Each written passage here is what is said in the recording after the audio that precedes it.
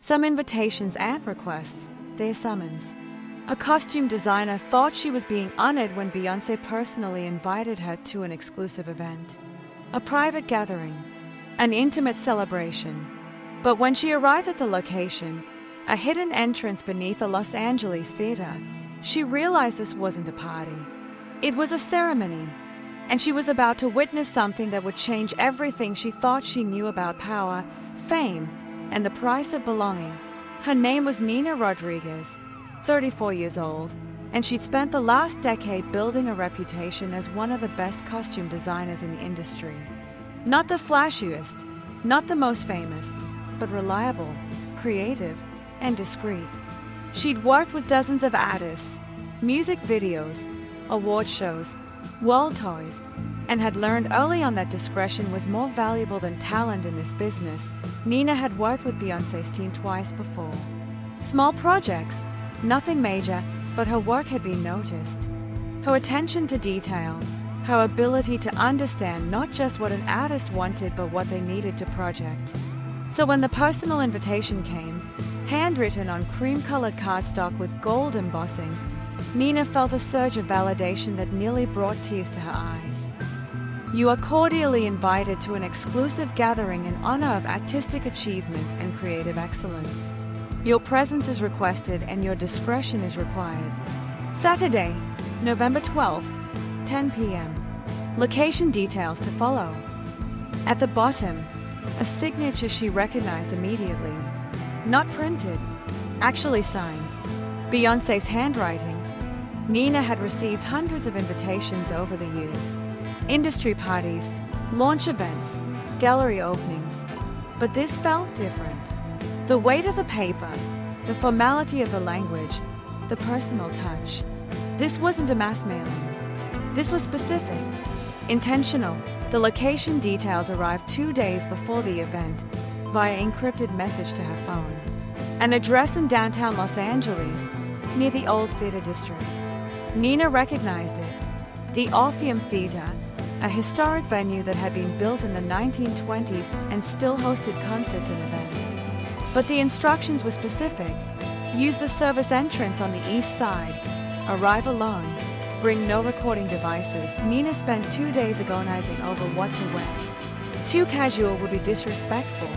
Too formal might seem like she was trying too hard. She finally settled on elegant but understated.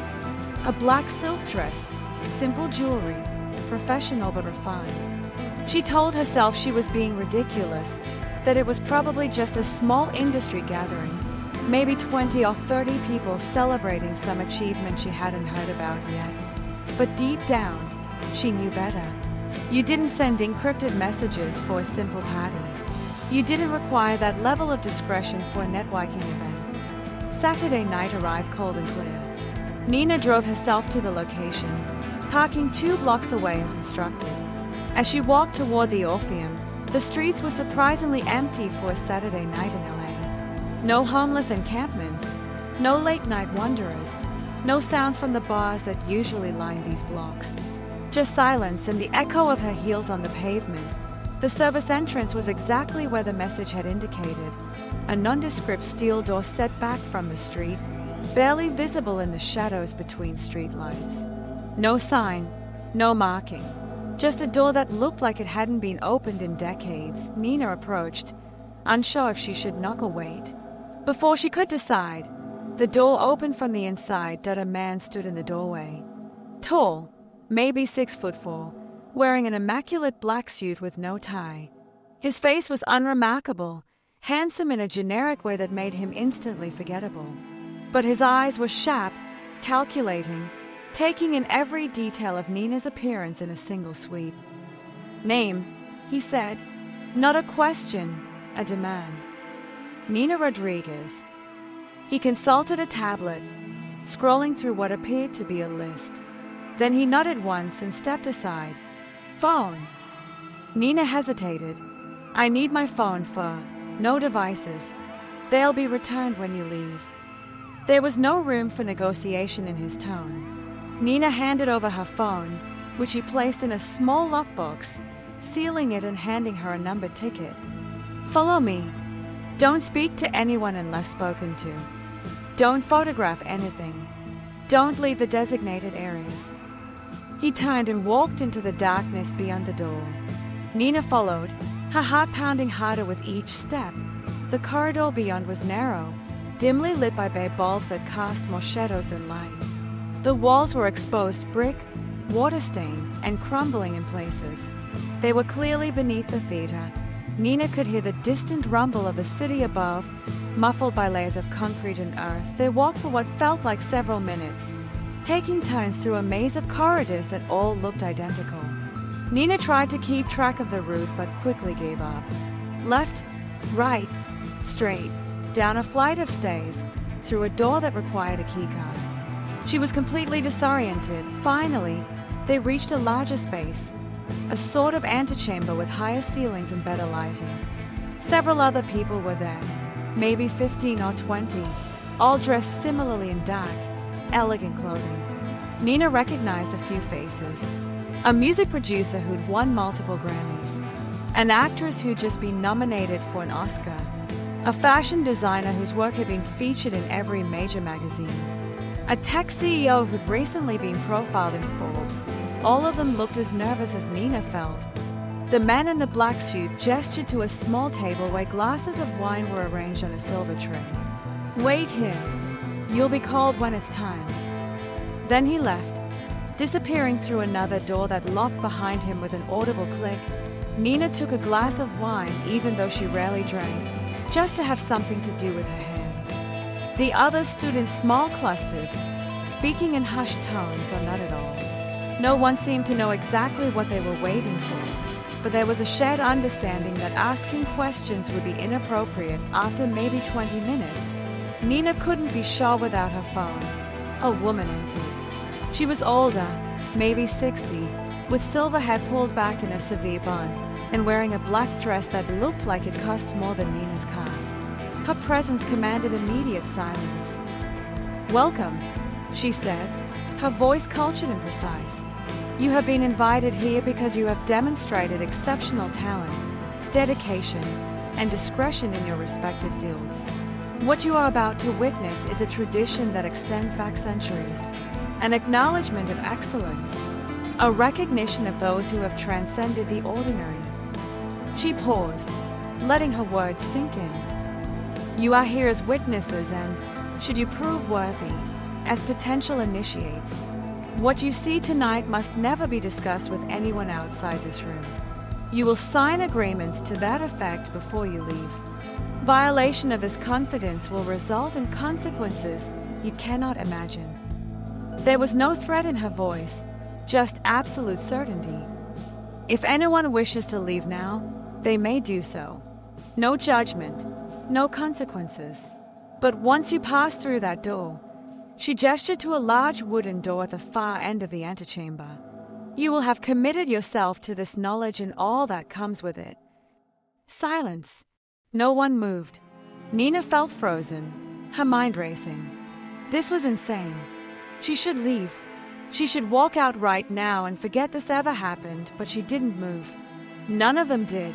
The woman smiled, thin and knowing. "Very well. Follow me." She opened the wooden door, and beyond it lay a staircase descending even deeper underground. The air grew colder as they descended, and Nina could smell something burning. Not wood or paper, but something sweeter, almost like incense but with an underlying metallic tang. They emerged into a massive circular chamber that shouldn't have been possible. The ceiling soared at least 40 feet high, supported by stone columns carved with symbols Nina didn't recognize. The walls were draped in black velvet, and the floor was polished marble arranged in a complex geometric pattern, circles within circles, triangles, strange angular shapes that seemed to shift when you looked at them directly. In the center of the room was a raised platform, and on that platform stood a circle of people dressed in black hooded robes. Their faces were hidden in shadow, but their posture, their presence, radiated power and confidence, and in the very center of the circle, a fire burned. Not in a pit or a brazier, but seemingly suspended in air, flames dancing and twisting without any visible fuel source. The witnesses were guided to stand along the outer edge of the room, a ring of observers surrounding the inner circle. Nina found herself between the Grammy-winning producer and a woman she didn't recognize, both of them staring at the scene with a mixture of fascination and fear. The woman who had let them down spoke again, her voice echoing in the vast space. "We gather tonight to welcome a new sister into our order, one who has proven herself worthy through dedication, sacrifice, and the achievement of true excellence in her art." One of the hooded figures stepped forward, moving toward the fire. As she approached, she reached up and pulled back her hood. Beyoncé, even in the dim, flickering light, she was unmistakable. But there was something different about her here. The warmth, the approachability she projected in public, it was gone. In its place was something colder, harder, more ancient. She looked like a queen. Not a pop star, not an entertainer, but actual royalty from a time when queens commanded armies and executed enemies without mercy. "I come before you," Beyoncé said, her voice carrying effortlessly through the chamber, seeking entrance into the inner circle. "I have walked the path of public achievement. I have gathered influence and power in the world above. And now I seek to join those who wield true power, the power that shapes reality itself." Another figure stepped forward, taller than the others, and when they spoke, the voice was unmistakably male despite the concealing robe. "What do you offer as proof of your commitment?" "My voice," Beyoncé said. "My image, my influence, all of it dedicated to the work, all of it in service to the pattern." "And what do you seek in return?" "Permanence, legacy, the assurance that my work will echo through generations, that I will never be forgotten, never fade, never diminish." The tall figure tilted his head, considering. "The price of permanence is transformation. You will no longer belong entirely to yourself. You will be a vessel, a symbol, a living avatar of our purpose. Do you accept this?" Nina watched, barely breathing, as Beyoncé raised her chin higher. "I accept." Then approached the fire. Beyoncé walked to the edge of the suspended flames. Another robed figure produced a silver chalice and handed it to her. The liquid inside caught the firelight, seeming to glow from within. "Drink," the tall figure commanded, "and be transformed." Beyoncé drank without hesitation, draining the chalice completely. For a moment, nothing happened. Then her entire body went rigid. Her eyes rolled back, showing only whites. She swayed but didn't fall. The other robed figures began to chant. Not in English. Nina didn't recognize the language at all. It was guttural and flowing at the same time, words that seemed to bypass her ears and resonate directly in her chest. The fire grew brighter, larger, the flames reaching up toward the ceiling. Nina wanted to look away but couldn't. It was like watching a car crash in slow motion. Horrifying but impossible to ignore that Beyoncé's body began to move, but not voluntarily. It was as if invisible strings were controlling her, pulling her into poses and gestures that looked choreographed but felt wrong. Her mouth opened, and sound came out, singing, but unlike anything Nina had ever heard. Multiple voices at once, harmonizing with themselves, reaching notes that shouldn't be possible for a human throat. The fire responded to the sound, pulsing and swelling with each note. And then, impossibly, shapes began to form in the flames. Faces, dozens of faces, maybe hundreds, all of them watching, all of them smiling. One of the witnesses near Nina gasped and stepped back. Immediately, two more figures in black suits appeared from the shadows, flanking the person who'd reacted. The message was clear: stay silent, stay still, stay observant. The ceremony continued for what felt like hours but was probably only minutes. Beyoncé sang, the others chanted, the fire danced, and the faces in the flames watched hungrily. Finally, the tall figure raised his hands, and everything stopped. The sound cut off instantly. The fire shrank back to its original size. Beyoncé's body relaxed, her eyes focusing again, now completely black from edge to edge.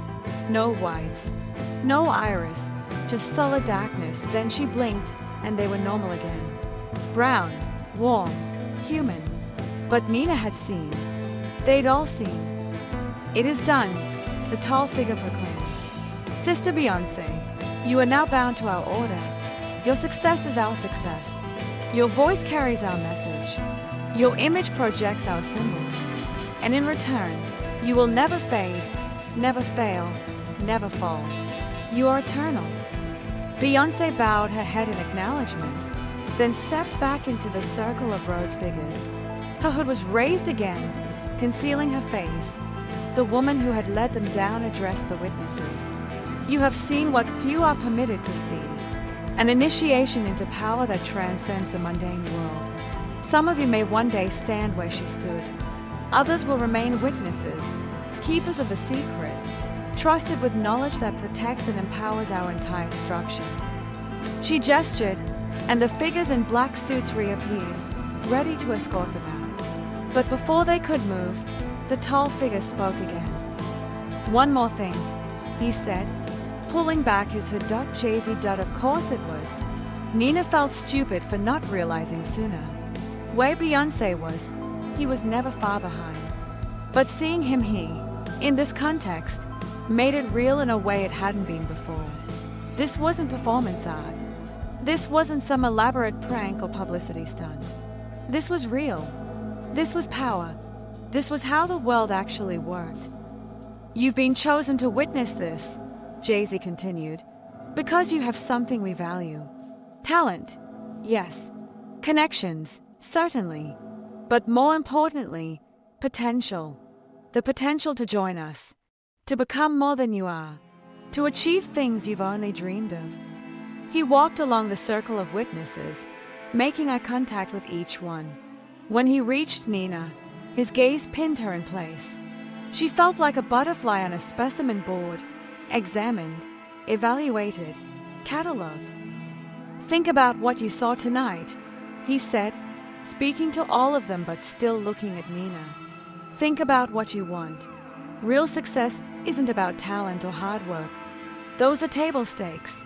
Real success requires sacrifice, commitment, a willingness to become part of something larger than yourself."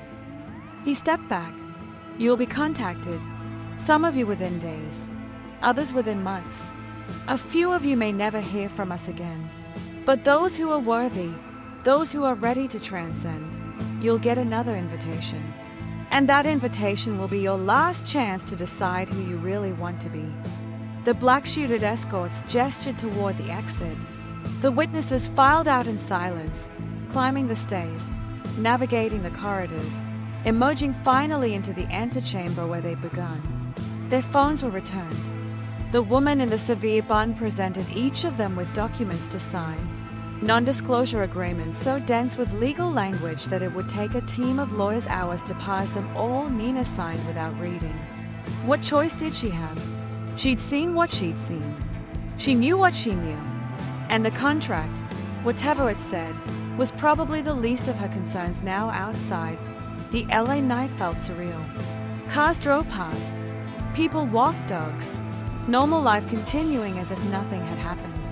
Nina got in her car and drove home on autopilot, her mind replaying every moment of the ceremony, the fire, the faces, Beyoncé's black eyes, the chanting, the transformation. She made it home and immediately opened her laptop, intending to search for information about secret societies, Illuminati, entertainment industry conspiracies. But her hands hovered over the keyboard, and she remembered the woman's words. Consequences you cannot imagine. Nina closed the laptop. She didn't search for anything. She didn't text her friends. She didn't write anything down. She just sat in her apartment, staring at the wall, trying to process what she'd witnessed. 3 days later, she received an email. The subject line was blank. The message contained only an address and a time. And at the bottom, a single sentence, "Your turn to choose." Nina stayed at the email for a long time. She could delete it, pretend she never saw it, go back to her life, her career, her normal existence. She'd been doing fine before this. She didn't need their power, their promises, their transformation, but even as she thought that, she knew it was a lie. Because she'd seen what was possible. She'd seen Beyoncé transcend humanity, even if just for a moment. She'd seen real power, not the illusion of success, but the actual machinery underneath. And once you've seen that, once you know it exists, how do you go back to pretending it doesn't? Nina didn't delete the email. She saved it in a folder she labeled opportunities and went back to work. But everything felt different now. Every celebrity she worked with, every powerful person she encountered, she found herself wondering, are they part of it? Have they stood in that circle? Have they drunk from that chalice? She started noticing things she'd missed before. The hand gestures in music videos that seemed random but followed patterns. The symbols and stage design that appeared across multiple artists, multiple toys, multiple years. The way certain celebrities never seemed to age, never had scandals that stuck, never fell from grace no matter what they did. It wasn't paranoia. It was pattern recognition. And the pattern was everywhere once you knew how to look. 2 weeks after the ceremony, Nina was working on a music video for a rising pop star. Young, talented, with a powerful voice and a growing fan base. During a break, the singer pulled Nina aside. "You were there, weren't you?" she asked quietly. "At the ceremony?" Nina's blood ran cold. "I don't know what you're talking about." The singer smiled, sad and knowing. "It's okay. I was there too. Different ceremony, same room. They do them every few months. Different initiates, same ritual. Why are you telling me this?" "Because you're trying to decide. I can see it on your face. That's how I looked too, right after I witnessed mine." She glanced around, making sure no one was listening. "I said yes, 6 months ago, and my career has exploded since then. Opportunities one never dreamed of. Doors that were closed suddenly wide open. Protection from scandals that would have destroyed me. What did you have to give up?" The singer's smile faded. "Pieces of myself. Like they said, memories mostly. Moments that felt important at the time, but I don't miss now because I can't remember them. A childhood pet. My first love. The day my grandmother died. They are just gone. Like they never happened." Nina felt sick. "And you think that's worth it? I'm playing stadiums. I have fans all over the world. I'll never have to worry about money, about relevance, about being forgotten.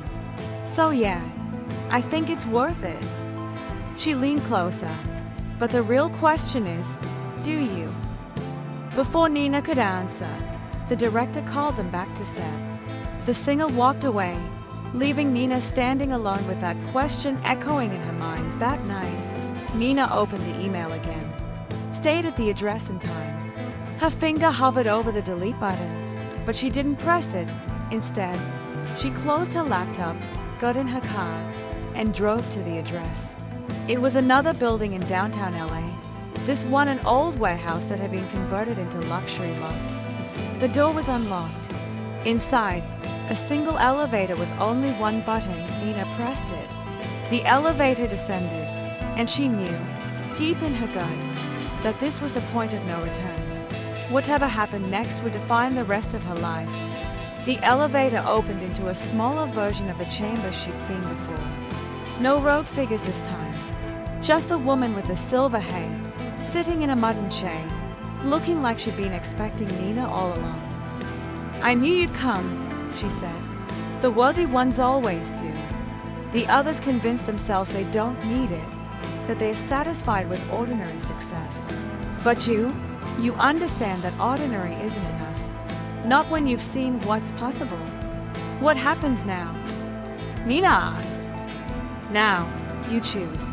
Fully, consciously, with complete understanding of what you're agreeing to." She stood, walking to a small table where a silver chalice sat, already filled with that glowing liquid. "You drink this. You undergo the transformation.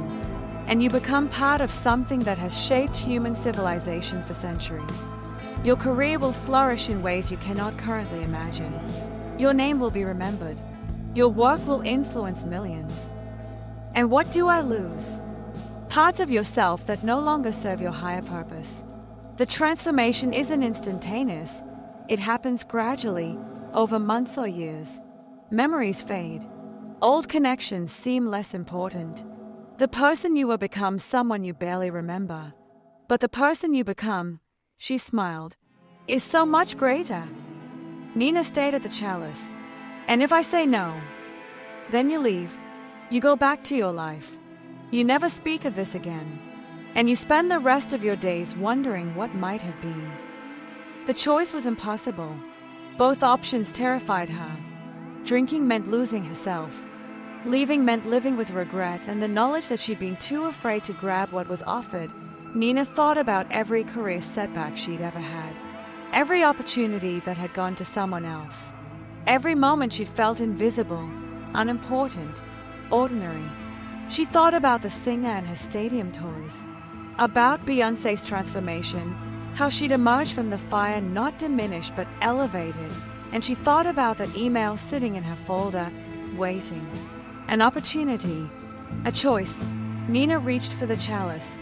The liquid was warm, almost hot, and tasted like copper and honey and something else she couldn't identify. It burned going down, but not painfully, more like feeling your muscles burn during a workout. Like something being rebuilt. The room tilted. Or maybe Nina tilted. She couldn't tell anymore. The woman's face seemed to multiply, becoming many faces, all of them smiling. And then the fire appeared.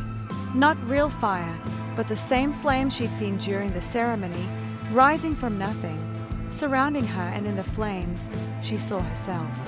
Not as she was, but as she could be. Her work displayed in museums. Her name in headlines. Her designs worn by every major celebrity. Success beyond anything she'd imagined. But she also saw the cost. Saw memories dissolving like sugar in water. Saw the faces of people she loved fading, their names escaping her, their importance diminishing until they were just shadows of shadows. And in that moment, suspended between who she was and who she would become, Nina understood the truth. This wasn't about talent or luck or even hard work. This was about willingness. Willingness to sacrifice the past for the future. To trade the human for the eternal. To become a symbol instead of a person. The fire consumed her. And when it faded, when the room stopped spinning and Nina could see clearly again, she felt different. Lighter, emptier, but also more powerful. More certain. More. She couldn't find the word. Couldn't remember what she'd been trying to think about. It wasn't important anyway. The woman helped her stand. Welcome, sister. Your transformation has begun. Nina left the warehouse with the chalice empty and her phone full of new messages. Opportunities, offers, requests from people who'd never responded to her before. The world recognizing something in her that hadn't been there before, or maybe it had always been there, just waiting for her to claim it. She drove home and fell into bed, exhausted. And when she woke up the next morning, she tried to remember why she'd been so nervous the night before. Something about a choice. A decision. It didn't matter. Whatever it was, she'd made the right call. Her calendar was filling up with projects she'd dreamed about for years. Her phone wouldn't stop buzzing. Everything was finally falling into place. She got ready for work, looking at herself in the mirror. Same face, same body, but something in her eyes was different. Darker, deeper, like looking into a well with no bottom. Nina smiled at her reflection, and her reflection smiled back, just a half second too late, but she didn't notice. Or if she did, she didn't care, because she'd finally made it. She'd finally transcended. She was finally part of something that mattered. And the cost? What cost? She couldn't remember what she'd been worried about. Couldn't remember what she'd lost because the memories were gone, dissolved by the transformation, erased to make room for the new person she was becoming. In a few months, Nina Rodriguez would be the most sought-after costume designer in the industry. In a year, she'd be directing music videos herself. In 2 years, she'd be a household name, and by then, she wouldn't remember the scared, uncertain woman who'd stood in that warehouse, staring at the chalice, trying to decide because that woman no longer existed. She'd been burned away in the fire, consumed by the transformation, sacrificed on the altar of success, and the person who remained. She was exactly where she belonged. In the circle, in the pattern, in the machine that turns ordinary people into legends as long as they are willing to pay the price.